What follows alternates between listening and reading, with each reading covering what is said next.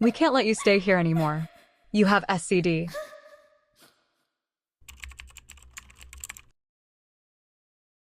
Who is this? Amara asked. Daniel introduced her. Jessica is my childhood friend. I found her stranded on the highway after she was robbed, and she'll be staying with us. Jessica, meet my girlfriend, Amara. Jessica smiled warmly. Nice to meet you, Amara. You're really beautiful. But Amara kept a straight face and didn't respond. Instead, she turned to Daniel and said, I need to speak with you. Alone. She went straight to the kitchen and Daniel followed her. While in the kitchen, she exploded in anger.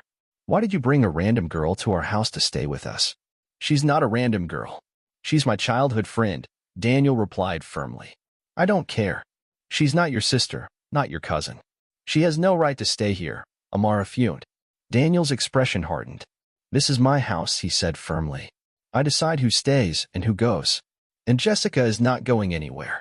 Stop acting this way. Where's your humanity? I just told you now she was robbed, and she doesn't know anyone here in Abuja. Amara scoffed, cutting in. And that's not our problem.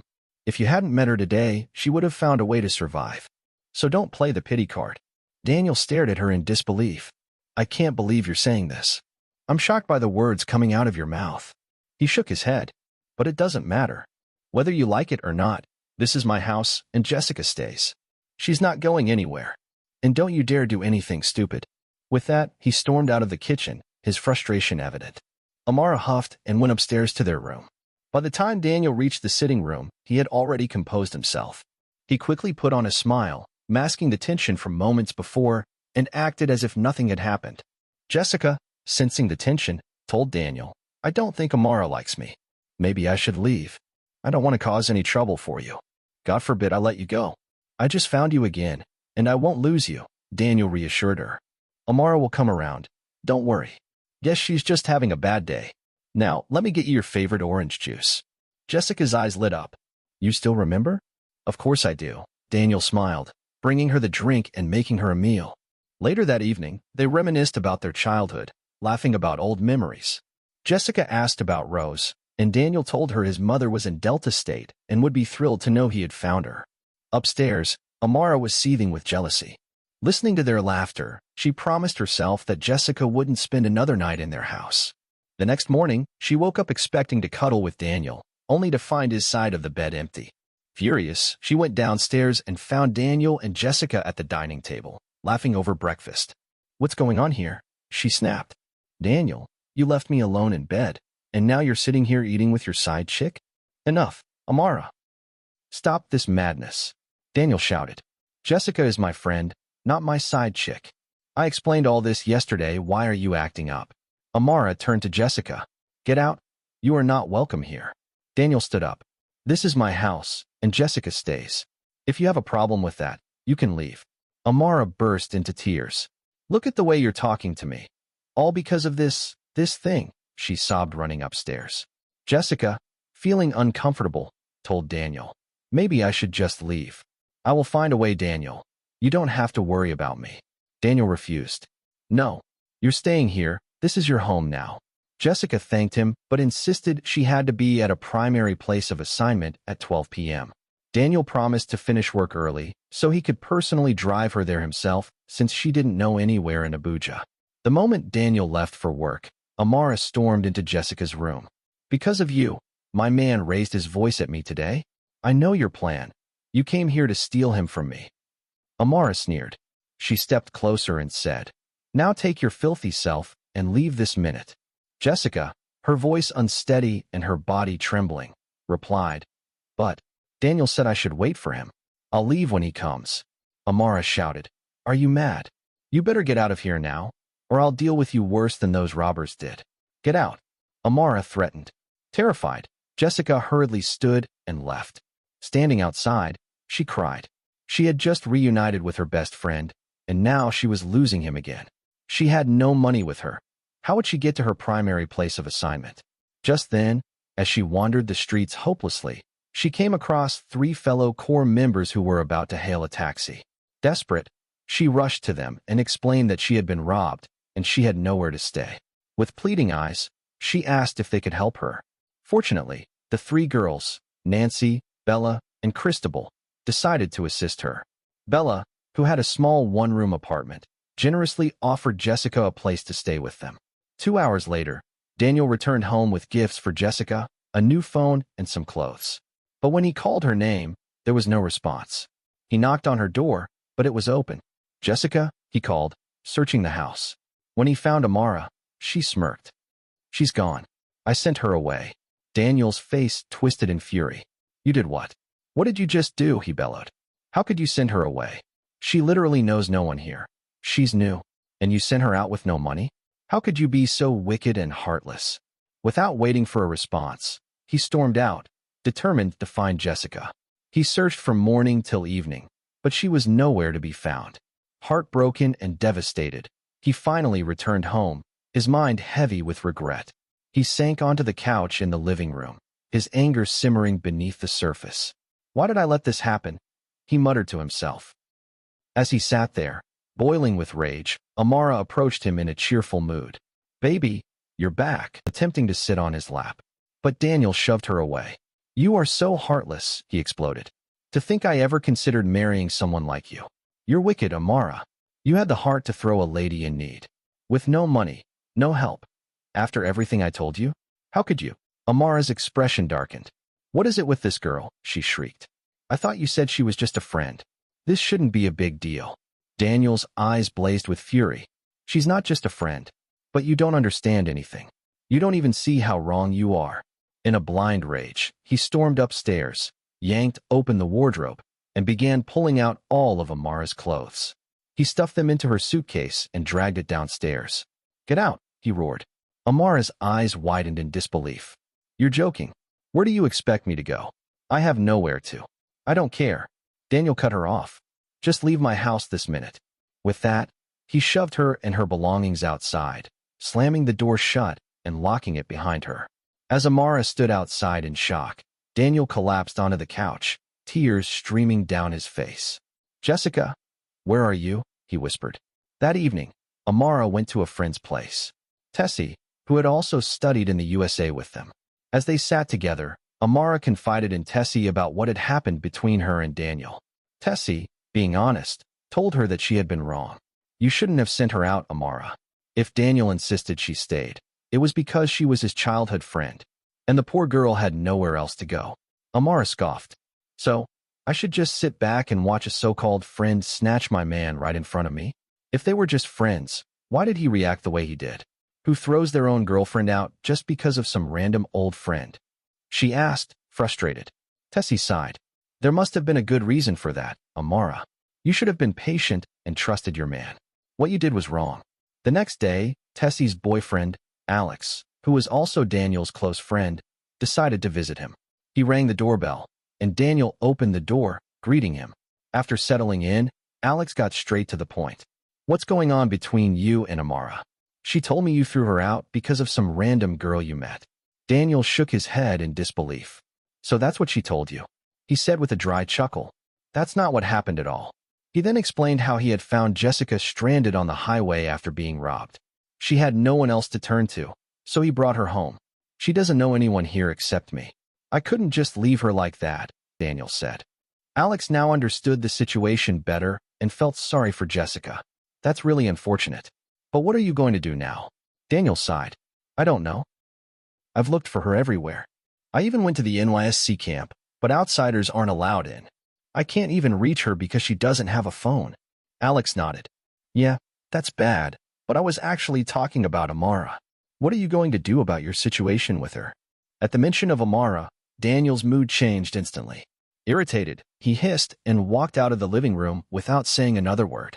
One night at Bella's place, while everyone was asleep, Jessica started experiencing severe chest pain, fever, and shortness of breath, just like she did every night. Around midnight, one of the girls woke up to use the bathroom. As she stepped out, she saw Jessica shivering violently and clutching her chest. Panic-stricken, she rushed to her. "Jessica, what's wrong?" she shouted. Jessica couldn't speak. Her breathing was labored, and her body was trembling uncontrollably. The commotion woke the other girls, and they all gathered around her, panicking. Bella hurried to her bag, frantically searching for medication. After rummaging through, she finally found something she believed could stabilize Jessica. Jessica has sickle cell, she informed the others as she quickly handed her the medicine. They helped Jessica drink some water and take the medication. Within minutes, her breathing stabilized and she drifted back to sleep. The girls, though still shaken, eventually went back to bed. The next morning, Jessica opened her eyes to see the three girls staring at her with worried expressions. Confused, she sat up. "Why are you all looking at me like that? Is everything okay?" she asked. Bella crossed her arms and sighed. "Jessica, do you even remember what happened last night?" Jessica shook her head. "No, what happened?" Bella hesitated before saying, "Jessica, I'm really sorry, but I can't let you stay here anymore.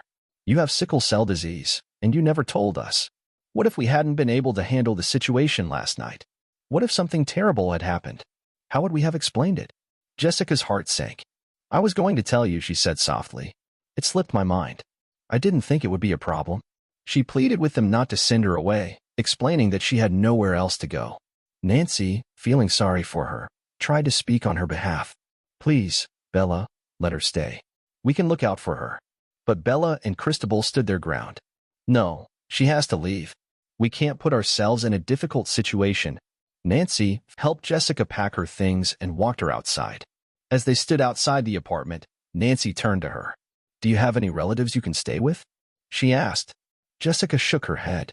"No, I don't have anyone." Nancy thought for a moment. "I know a place you can stay," she said. She called a friend who was also a Corps member and asked if there was still space in the Corpers Lodge, a place where Corps members without accommodations could stay. Luckily, there was a spot available. Nancy took Jessica there. The lodge was small and in poor condition, but Jessica had no choice. She accepted it, cleaned up the space, and settled in. Meanwhile, Daniel couldn't get Jessica out of his mind. He kept wondering where she was and if she was okay. It had been weeks, and he still hadn't heard anything from her. The thought of her struggling alone tormented him. At work, he found it difficult to focus. No matter what he did, his thoughts always drifted back to Jessica. He needed to find her. That evening, Daniel returned home exhausted, only to be greeted by a surprising sight: his living room beautifully decorated, a cake on the table, and gifts carefully arranged. Amara had planned a surprise birthday celebration for him with help of Tessie and Alex. For a moment, happiness flickered in his eyes. "Wow, thank you," he said, clearly touched. But then reality hit him. "Wait, how did you all get in?" Amara smirked. "I still have a spare key, remember?" His expression hardened. Avoiding eye contact with her, he quickly turned away and focused on the others. "I appreciate this. Honestly, I didn't even remember it was my birthday." They lit the candles, sang for him, and urged him to make a wish. Just as he closed his eyes, his smile disappeared, and he whispered in a devastated tone, "I wish I could find her."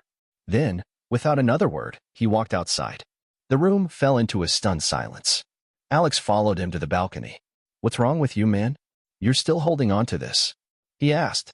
"I get it. What Amara did was wrong, but you're taking it too seriously. You need to move on. Do you know how many guys would love to come home to this kind of surprise? Amara is an intentional and beautiful woman, and you're willing to let her go because of some old childhood friend." Daniel clenched his jaw, his voice rising. "Stop saying she's just a friend. She's not just a friend." Alex was taken aback. "Then, are you in love with her?" Daniel sighed heavily and ran his hand through his hair. "Jessica is special to me, Alex. Her parents gave me the life I have today. If it weren't for Mr. and Mrs. Okoye, I wouldn't be the Daniel you know." Alex frowned. "What do you mean?" Daniel hesitated for a moment before continuing, his voice thick with emotion. "I've never told anyone this before, but I'll tell you now. Jessica's parents, Mr. and Mrs. Okoye, saved my mother and I from my abusive father. We were just their neighbors, yet they took us in and treated us like family. Mr. Okoye loved and cared for me like his own son.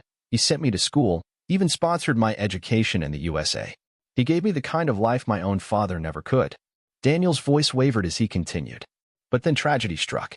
"While I was in the USA, I got a call from my mom that Mr. and Mrs. Okoye had been in a car accident. They didn't make it. Jessica's uncles took everything her father owned, and one of aunt took her away. No one knew where. I prayed every day to find her again. That's why I came back to Nigeria. Finding Jessica felt like God was giving me a chance to repay all the kindness and love they showed me. But Amara ruined it." His voice broke, and tears streamed down his face. Alex was speechless. For the first time, he truly understood. Anyone in Daniel's shoes would have felt the same way. Unknown to them, Amara had been eavesdropping. She clutched her chest, guilt washing over her. Slowly, she walked toward Daniel, her own eyes brimming with tears. I didn't know. I'm so sorry. Daniel looked at her, pain evident in his eyes. But that still doesn't justify what you did. You threw out someone in need simply because you could. With that, he walked past her and went straight into his room, shutting the door behind him. The next morning, while Daniel worked on his laptop, Amara approached him again. I know I was wrong, she admitted, and I want to make things right. I'll help you find her. Daniel shook his head. Where do you plan to look? I've searched everywhere, every NYSC office, every possible location. Nothing. Then we'll keep looking, Amara insisted. Maybe there are places you missed. Reluctantly, Daniel agreed. Meanwhile, Jessica sat with her fellow corp member, Ben, venting about her struggles. I've been rejected 2 times from my primary place of assignment because the schools said they already have enough corp members. I came to Abuja with so much excitement and positivity, but it's been one problem after another. Ben tried to reassure her. Don't worry, you'll find another place. Maybe even a better one. Jessica nodded. I hope so. Thank you. But then, Ben reached out to touch her face. Startled, she shoved his hand away. Ben, what are you doing? I like you, Jessica. She sighed. I like you too, but only as a friend. Ben, refusing to accept her rejection, moved closer. Jessica resisted, pushing him away, but he grabbed her forcefully. A struggle ensued, and in the chaos, she hit her head against the wall, causing it to bleed. Gasping in pain, she mustered the strength to yell, "Get out, or I'll scream and tell everyone what you tried to do." Ben glared at her before storming out. Ungrateful fool, he spat. Shaking, Jessica called Nancy, who rushed over and comforted her.